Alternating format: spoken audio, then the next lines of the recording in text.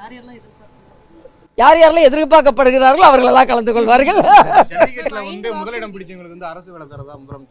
இல்ல, அரசு வேலை தருவது நல்லதுதானே, அவங்க எல்லாம் பாதுகாப்பாக இருக்க வேண்டும் என்பதுதான்.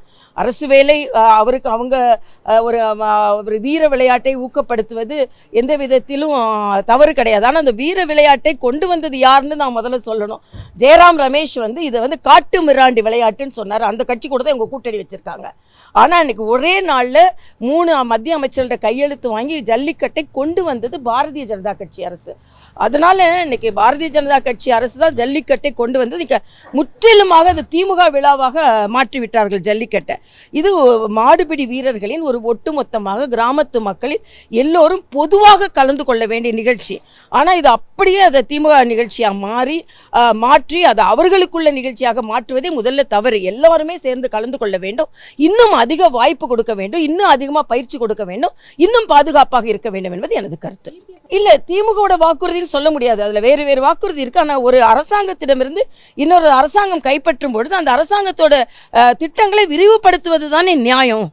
நீங்க தாலிக்கு தங்கம் போன்ற திட்டங்களை தடால் நிறுத்திட்டீங்க. அப்படி இல்லாம விரிவுபடுத்துகிறார்கள் என்று மக்களுக்காக விரிவுபடுத்துகிறார்கள் மகிழ்ச்சி தான் அடையணுமே தவிர எங்களோட திட்டங்கள் தான் சொல்லி கொண்டு இருக்கிறார்கள் என்று சொல்வது எந்த விதத்திலும் நியாயம் இல்லை என்பதுதான். அதோட ரகுபதி போன்றவர்கள் இதையும் சொல்வாங்க, வேற காங்கிரஸ் இது இப்ப நாங்க கூட்டணி வச்சிருக்கிறது என்ன ஒரு காங்கிரஸ் சொன்னா, நேத்து டெல்லியில கூட்டம் கூட்டினது என்ன காங்கிரஸ் ரகுபதி சொல்லட்டும். இது ஒரு காங்கிரஸையே விரிவுபடுத்தி ஒவ்வொரு வகுப்பைப்படுத்தி வச்சிருக்கிறார் மாதிரி, வகைப்படுத்தி வச்சிருக்கிற மாதிரி பேசிக் கொண்டு இருக்கிறார்கள். ஆக எது எப்படி அரசாங்கம் சரியா நடைபெறவில்லை, அவங்க கூட்டணி சரியா இல்லை.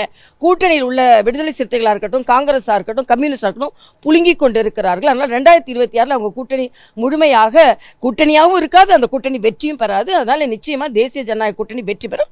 அண்ணன் எடப்பாடியார் முழு நம்பிக்கையோடு, அதுவும் மரியாதைக்குரிய புரட்சி தலைவர் எம்ஜிஆர் அவர்களோட பிறந்த நாள்ல முதல் திட்டத்தை நம்ம அறிவிக்கலாம்னு ஒரு ஆஸ்பீஷியஸ் நம்ம சொல்ல மங்களகரமான நாள்னு சொல்வோம், அதுல அறிவிச்சிருக்கிறார். அந்த வகையில் அது மகிழ்ச்சி தான். நாங்க எல்லாரும் இன்னைக்கு டெல்லி போறோம். நாளைய தினம் எங்களது அகில பாரத தலைவர் வேட்பு மனு தாக்கல் செய்கிறார். அதில் பாரதிய ஜனதா கட்சியை சார்ந்த இங்கே தமிழ்நாட்டிலிருந்து 20 தேசிய பொதுக்குழு உறுப்பினர்கள் கலந்து கொள்கிறோம்.